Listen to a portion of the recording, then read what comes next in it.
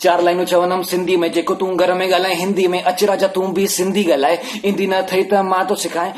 त असां इंस्टाग्राम ऐं यूट्यूब कम्युनिटी ते पुछो कि तव्हां लाइ तव्हांजे मदर लैंग्वेज या त माउ जे ॿोलीअ जो छा मतिलबु आहे। मदर लैंग्वेज फॉर मी, तो मुझे according mother tongue, according to me mother language. What does the term mother language mean to you? To me, I mean. Mother tongue means जिले तव्हांजी मदर टंग छा मीन करंदी आहे।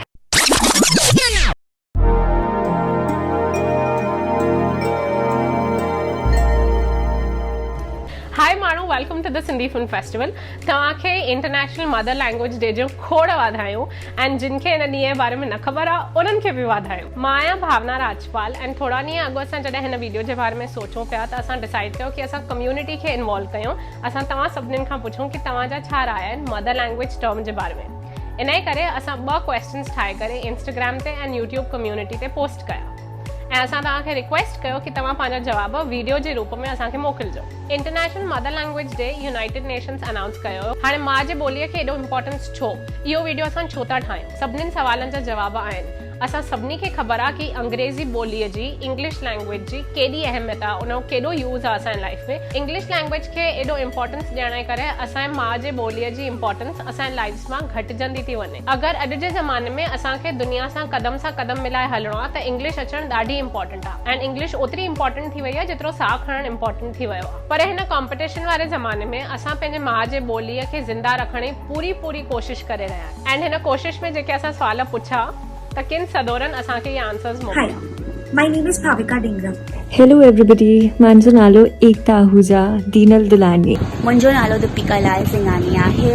मां गुरप्रीत आहियां। My name is Jana Chithani. I am 15 years old and I am from Jaipur. मुंहिंजो नालो सुनील वलेचा आहे। मुंहिंजो नालो भावना राजपाल आहे। अस्सलाम वालेकुम from Sindh Pakistan. Hello, this is Sama here from Canada and this is my daughter Dhruhi.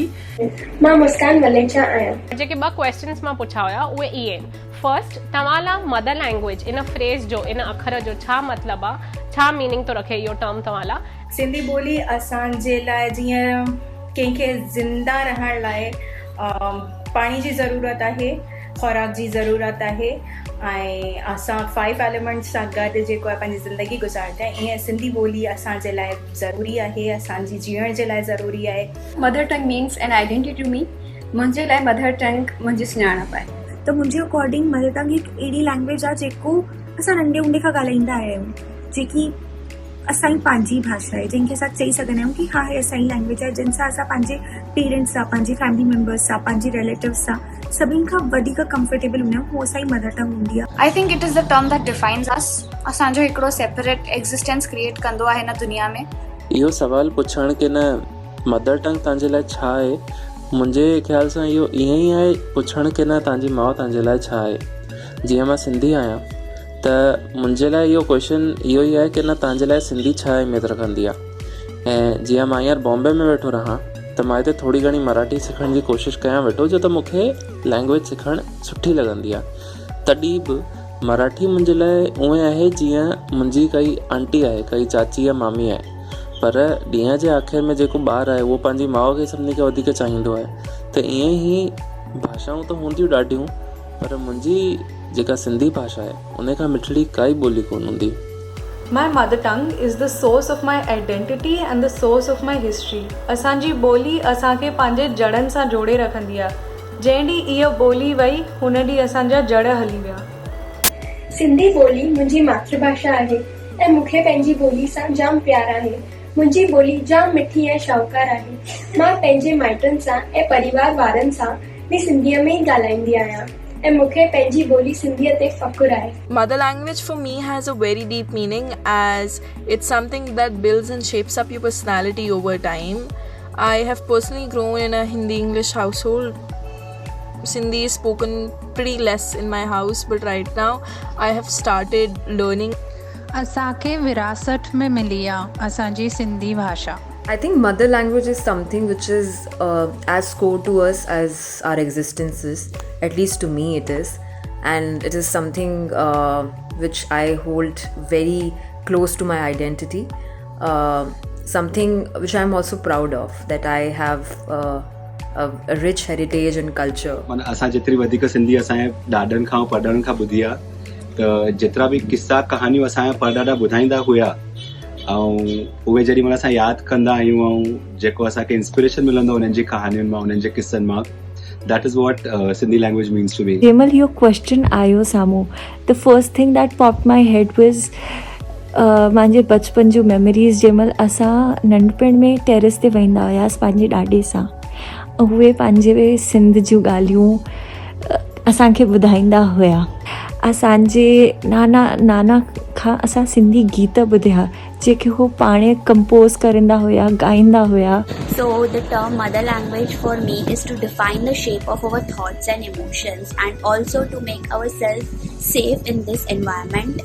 असांजी मदर टंग असांजी आइडेंटिटी आहे एंड इट्स इम्पॉर्टेंट कि असां पंहिंजी मदर टंग में ॻाल्हायूं ऐं उनखे अॻियां वधायूं. मुंहिंजे लाइ मदर लैंग्वेज मां जी ॿोली इन अखर जो, इन फ्रेज़ जो, फ्रेज़ खे सिंधीअ में छा चइबो आहे? इन फ्रेज़ जो इहो मतिलबु आहे पहिरियों त बीइंग अवेयर, ख़बर हुजणु खपे कि I know this sounds very academic कि मदर लैंग्वेज छा आहे. For me I consider Sindhi and English ॿई मुंहिंजूं मदर टंग्स, छाकाणि त मां स्कूलिंग इंग्लिश में कई आहे एंड मां सोचींदी इंग्लिश में आहे जंहिंमहिल लिखण जो टाइम ईंदो आहे, लिखणु पढ़ण जो टाइम ईंदो आहे, बट ईअं ई मां सिंधीअ में ॻाल्हाए सघंदी आहियां. त हा, पहिरियों त ख़बर हुजणु कि what do U classify as mother tongue.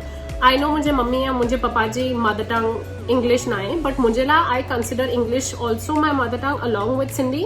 Secondly उन मदर लैंग्वेज जे बारे में थोरो अवेयर थियणु, उन जी कंडीशन ॾिसणु. फॉर एग्जाम्पल सिंधी जी right now condition I am really scared कि थोड़ी यू नो धुंधली थी हले असांजे इंडिया में at least and all over the world of course. त पोइ being aware of it and then you can do something about it.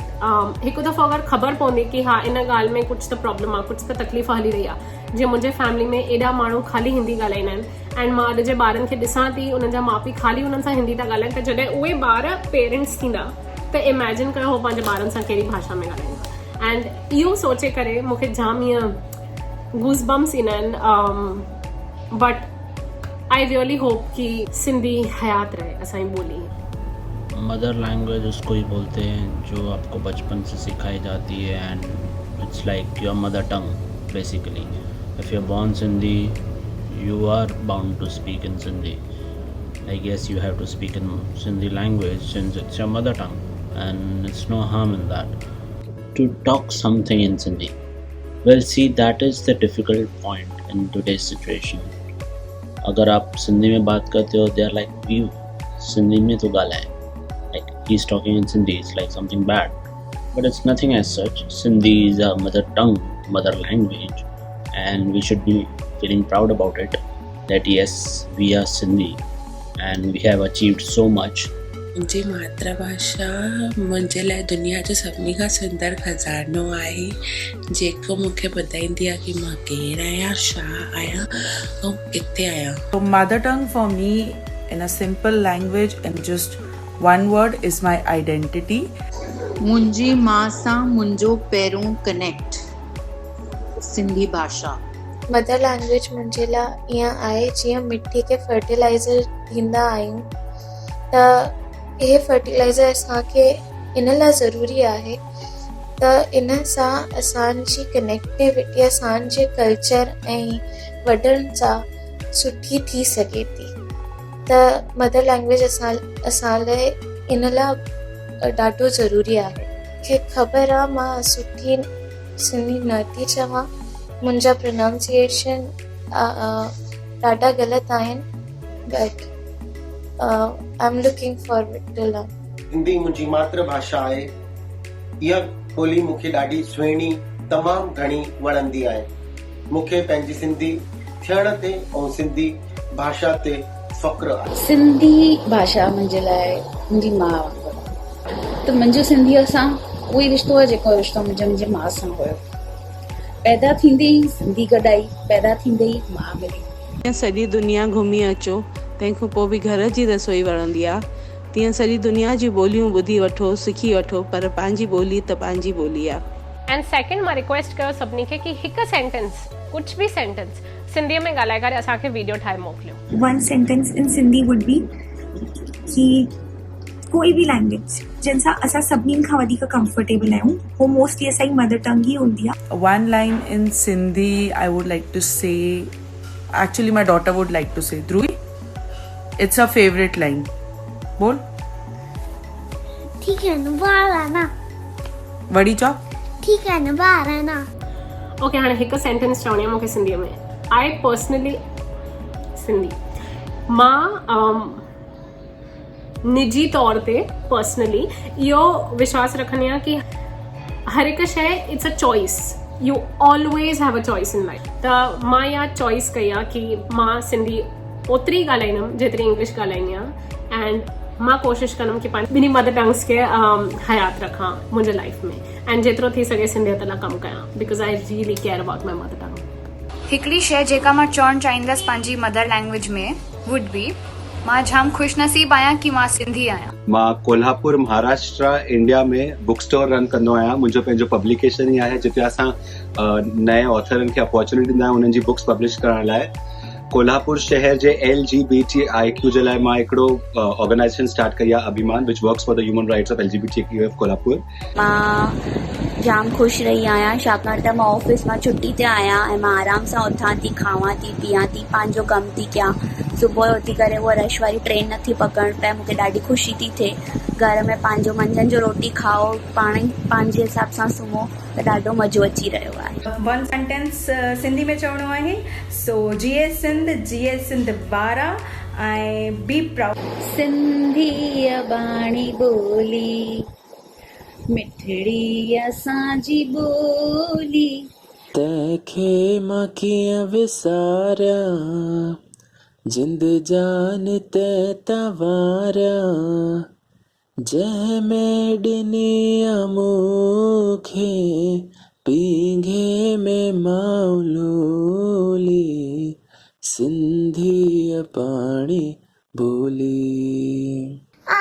Sindhi आया बोली मिट्टी बोली मिट्टी ही तो सिंधी गाया आप सिंधी आया प्राउड टू बी सिंधी. ओ बिगड़ी मुंहिंजी पढ़ाई कई अब खीअ मां तो सराई कई बेहद तो वा भलाई तुंहिंजा लख लख शुक्राना. 4 लाइनूं चवंदमि सिंधी में. जेको तूं घर में ॻाल्हाए हिंदी में अच राजा तूं बि सिंधी ॻाल्हाए. ईंदी न अथई त मां तो सिखाए छा मां आहियां सिंधी. माण्हू चवनि चिंधी माण्हुनि जे कंहिंखे पई आहे मूंखे खाइणी कोकी ॾई आहे मुंहिंजी सिंधी ॿोली सही आहे. हल त चकर लॻायूं बटर पापड़ी खायूं माण्हुनि खे ॿुधायूं असां सिंधी आहियूं ऐं सिंधी ॿोली ते फ़ख़्रु आहे. तूं चएं फ्रॉक में डक मां चवां ॾे डर आहे. हा 1 2 अढाई नमूना मां रैपर मुंहिंजो सिंधी रैप ॿुधई. हा कीअं लॻई चौ कीअं लॻई. सिंधी ॿोली मिठी ॿोली झूलेलाल भरे तुंहिंजी झोली. सिंधी ॿोली मिठी ॿोली झूलेलाल भरे तुंहिंजी झोली नमूना. हिन वीडियो जे थ्रू असां कुझु नओं करण जी कोशिशि कई. उम्मीद आहे न उम्मीद न सिंधीअ में उम्मीद खे उमेद चइबो आहे. उमेद आहे तव्हांखे इहो वीडियो वणियो. अगरि वणियो त प्लीज़ थम्स अप ॾियो आङूठो दॿायो. असांखे ख़बर पवंदी कि तव्हांखे इहो वीडियो वणियो. सब्सक्राइब कयो सिंधी फिल्म फेस्टिवल खे. ॻाढ़ो बटन दॿायो उन पासे जी घंटी वॼायो. जॾहिं असां नओं वीडियो ईंदो तव्हांखे ख़बर पवंदी. मिलूं था ॿिए वीडियो में जल्दी. Thank you bye. मां सिंधीअ में ॻाल्हाइण में ॾकंदुमि न. So see I can speak in Sindhi. Jay Jhulelal.